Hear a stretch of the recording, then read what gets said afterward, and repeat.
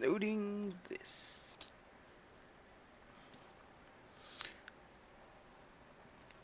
Hello and welcome. This is a tutorial designed to sort of get you familiar with Tabletop Simulator for playing RPG campaigns. Normally this would be full of a bunch of stuff, but this is just a tutorial, so whatever. Right now, yeah, what this says. Sorry.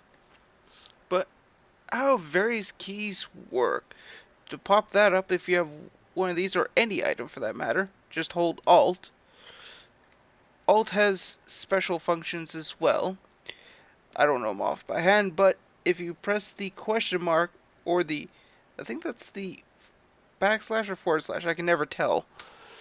You pop up this handy dandy help, which tells you that yes, rotate other axis, Alt plus rotate, flip other axis, Alt plus flip, drop last grabbed, Alt plus lower. Scale object, Alt Shift rotate. I think I should show you how to do every single one of these things, because that would just be a crime if I didn't. Now, we know that flip is F, as it shows right here. And we know that lower is T, or right mouse button. Even though it doesn't show it here, it can work with the right mouse button. And rotate is Q and E or mouse wheel. Actually, it does show that. Okay, yeah, never mind. Okay, so let's do some alt stuff. We're going to do it with this little ranger figure here. We must do rotate other axis. Now, all of this stuff must be done, I believe, while holding the object. Yes, indeed. That was Alt plus rotate while holding the object. Now, let's flip the other axis, because normally that's what happens. If we do Alt F, as you can see,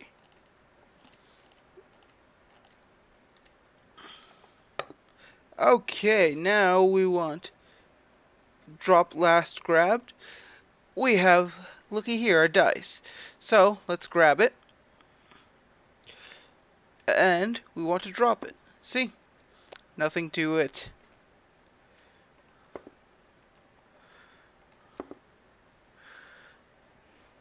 Now, let us scale object by Alt Shift rotate.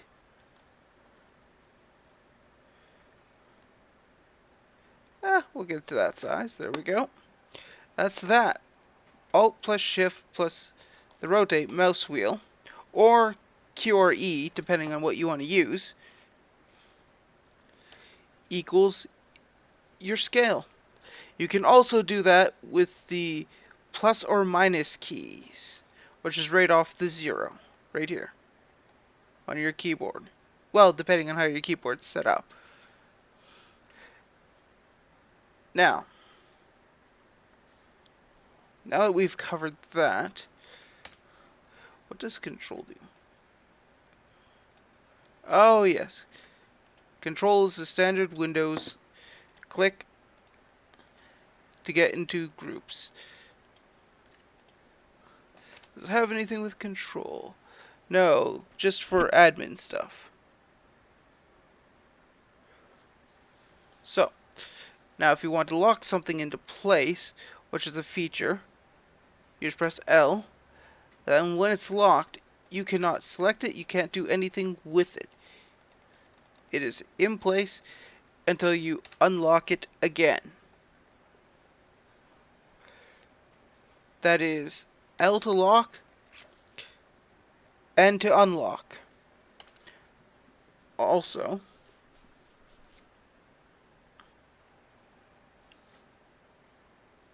with shift, you can push objects by holding shift.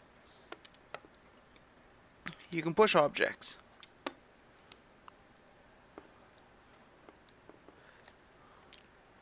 Which is a handy tool. Now I believe, is there a button for flick? No. You also have voice chat options, but that's useful later on, when there's more people in the group. And you can also text chat and team chat. This, that, and the other thing. I'm just going to zoom in, leave this on the board for a bit, so you can all get familiar with that. Everything should be fine. Yes, that's what toggle zoom does. Which is Z. Ah, yes. Now you've probably seen some sort of movement controls.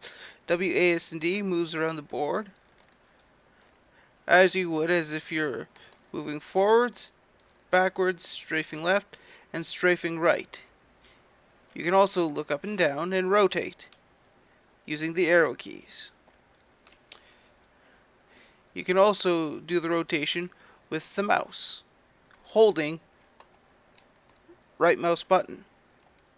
Space is to recenter your zoom to the default position. Now, if you hit P, that activates what is known as first person camera, where all the standard controls still apply, except one minute detail. You can fly. Get close to the ground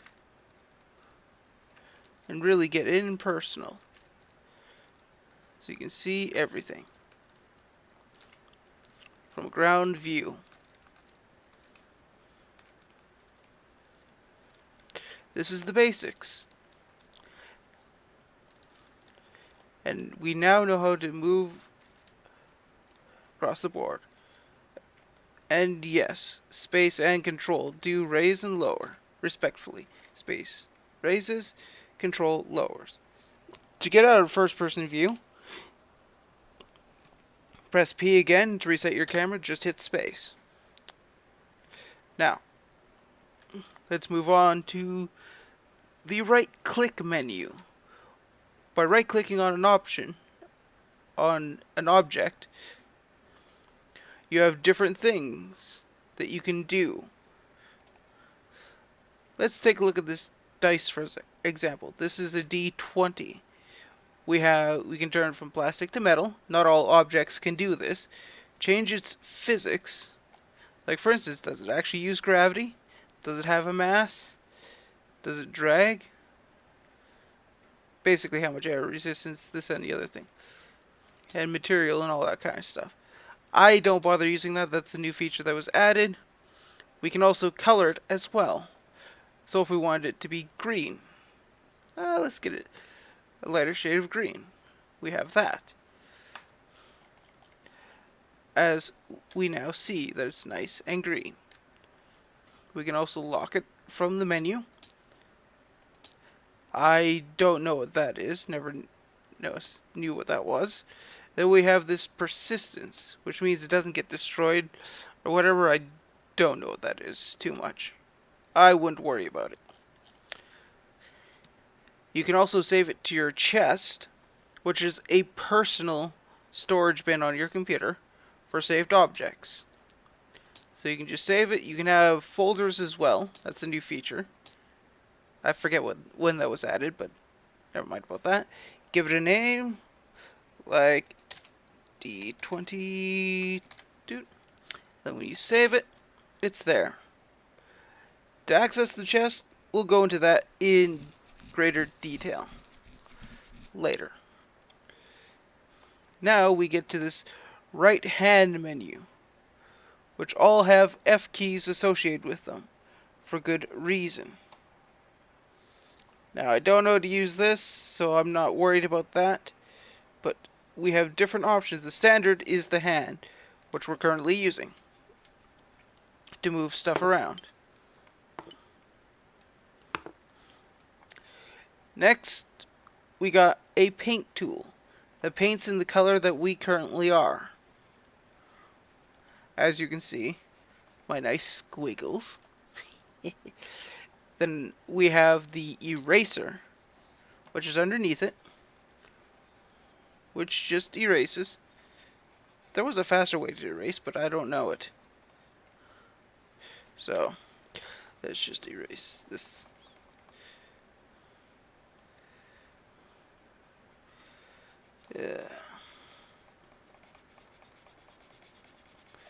Yeah, you get the idea. And then there is the hidden area, which is a very useful tool for both players and GMs. Mainly GMs. But basically what it does is, think of Fog of War in some games. Now, I'm going to change my color to, let's just say, green. You notice how I can't see anything in there? That's because no one except the GM and the color that it is can look inside of it, I think. Spectators can't. Yep. Like I said. And to remove it,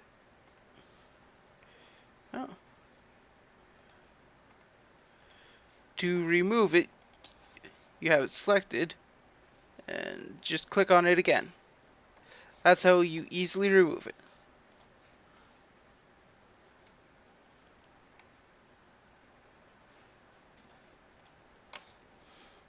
This is the line tool, which is very useful for determining distance between 2 points and also determining line of sight, because you can draw from one point to another.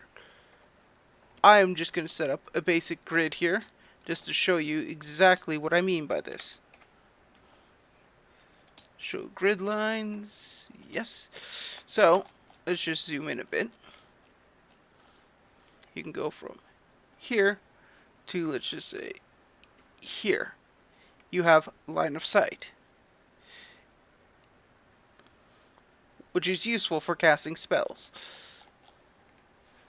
And the next one is the flick tool, which is basically left click, drag, and voila, flick.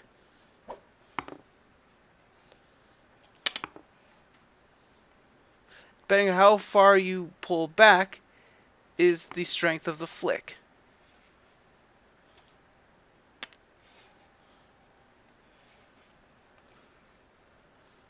So we got a strength of 74.9, as you can see. Last but not least, we have the one tool that I don't know too much about. Let's try. I have no clue what I just did there, but...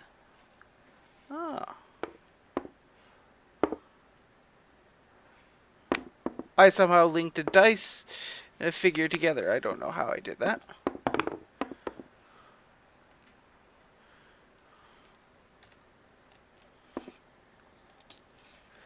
But, let's see.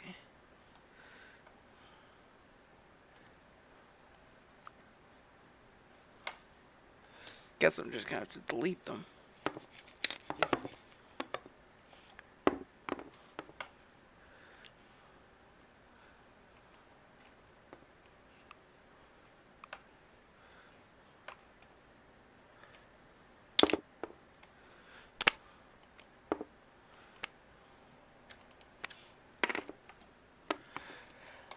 Yeah, I'm gonna have to delete them. Oh well. Like I said, I don't know the joint option too well. But there you have it. Now, for PC specific, player character specific, or non-GM specific, we'll get to that in a sec. I'm just gonna delete that die, because we don't need it right now, because we're talking about this. The one thing is how to spawn stuff. When you are the host, you have host options, which involve around games, workshop items, tables, backgrounds, the chest, turns, I don't know what this is, options, which is giving permissions, this, that, and the other thing, and game mode. Ooh. Ah, okay. You can save, apply, do all that kind of stuff. And then you have the grid, which I just quickly set up. You can customize the grid. You could have it be a hex, a box. You can have object snapping. You can show the lines or hide them. Offset snapping, which means instead of being on the corners, it's in the center, which is good for some games. Now, being that we got covered all that, let's cover how to spawn stuff. So your chest, which is where everything is stored. And I do mean everything, from blocks to standard boards to cards. I think so. That must be just a random sound. I've never heard that before. To checker pieces, chess, dice, which we can easily spawn any of the dice here. We have a choice between metal or plastic. If you back this game way back early on Kickstarter, you have the choice between gold coloring. We don't get that here, unfortunately, but true. And then we have standard figurines, and then the custom. I'm not going to be showing you any custom content because that requires actually doing a lot more stuff outside. But here's all the custom stuff that you can do. A custom model, board, figurine, and deck. Then we have what's known as Go. I don't know how to play the game. So yeah, we also have various marbles for playing Chinese checkers or for whatever you want. And then the miscellaneous options and items that include the note cards, which you see to the left hand side. A tablet, I don't know how well it works now.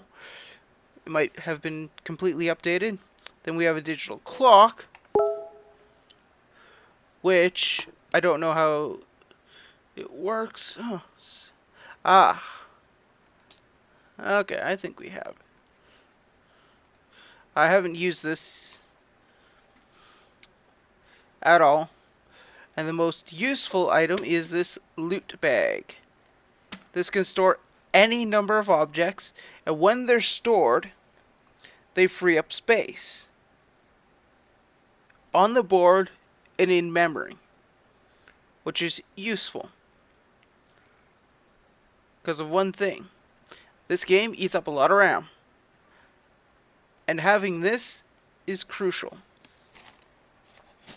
Also, if you have a lot of different objects and you want to randomize, you can shake it.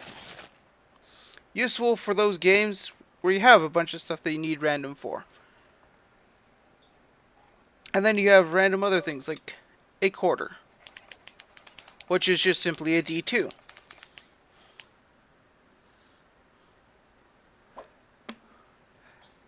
So there's that. Different other things as well. A lot of stuff can be colored, aka tinted. Let's see if this can. Oh, it can. What do you know? That's kind of cool.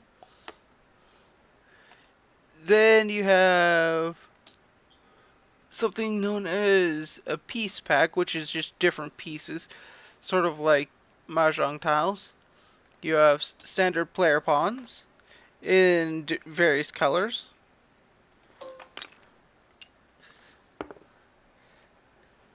Ew. Yeah. Not very flattering when you're looking at it from the top. But yeah, you have poker chips for if you want to play poker, which there's a board for this. Then the all-inspiring RPG kit. which, depending on what you're loading, can take a time to actually get into the section.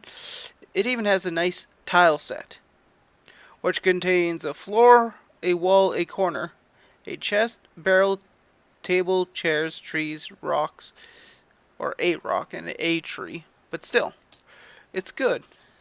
Also has some hero characters. Now, I'm going to summon the ranger, because that's actually what I had out. Now, let's go and zoom in, because there's some unique things. As you notice, depending on how fast you're shaking, is how fast the animation for moving is. Just holding gets them walking. Now, one switches between the weapons that they're holding. 2 attacks. 3 kills them. And 4 does absolutely nothing. So,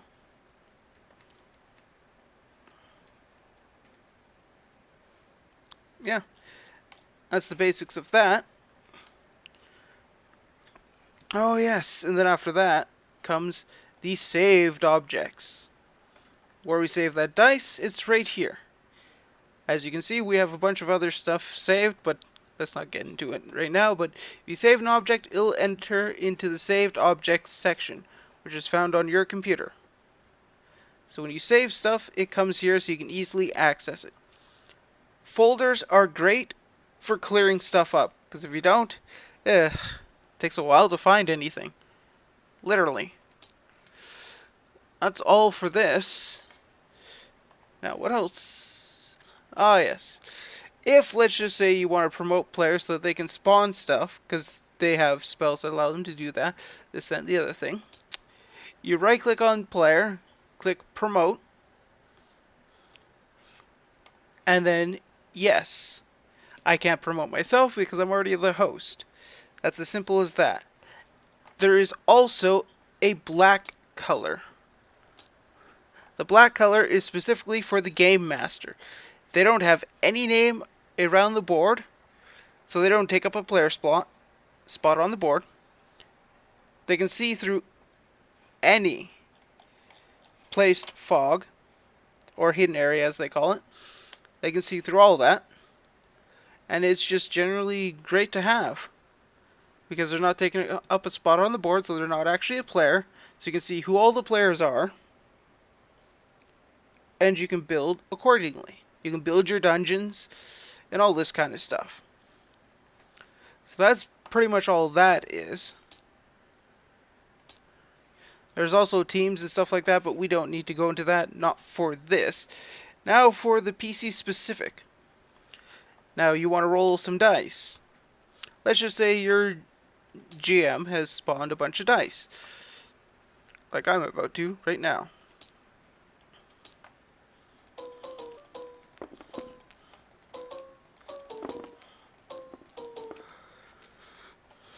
That is a lot of dice. Let's just clear this up a bit. To roll a die, simply grab it with left mouse button, keep holding it. As you move it around, you shake it as if you're shaking it in your hand. Then, to roll, as you move your mouse, let go. And then you roll a die. What did we roll? We rolled a 7. Now, if we want to roll multiple dice, we make a drag selection, which is standard for Windows, and do the same thing that we did for rolling one dice, but with all of them. Also, doing this with a bunch of objects brings them closer together. So then, we just roll, and voila, we've rolled some dice. Now, on the off chance you get dice like this D4 right here, that is a reroll. And so yeah, that's the basics. All boiled down in point format.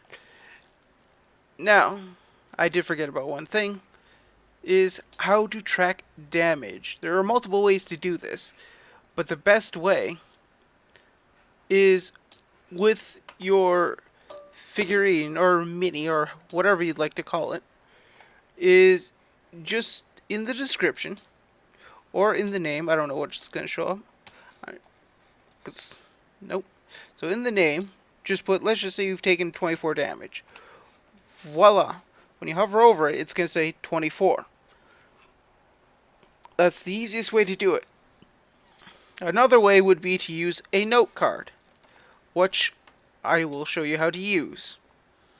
A note card is a very, very new feature. You spawn it, and we'll have your GM spawn it. And then what you do is you can give it a name. Let's just say hit points. And let's just say your max is 50. So you have 24 of 50. Okay? So voila. And up top, as you can see, it'll say 24 of 50. If you want to zoom it, right then and there. Now, there is another function, which is useful if you have a lot of small text on a playing card sized thing. I'm going to spawn a deck of cards here, because that's the easiest thing to do. Bam. A random deck of cards. Well, more like a 52 playing cards. With cards you can shake to shuffle. You drag, you left click and drag at the same time basically to grab one. But let's just say there's a lot of text on there that you want to read. M is your friend. It's a magnifier centered on your hand, which is the white thing that's moving around right now. And so you can read things a lot better than sometimes with Alt. And I'll show you why. Let's size this up. As you can see, yes, you can zoom in with Alt. But see how most of the information's cut off. Okay, we know this is something. Is this a queen, king, or what? You can zoom out, but you might not be able to get all the information. This is where M is handy. So, that is all I have for you. Hopefully you find this useful. I am out of here.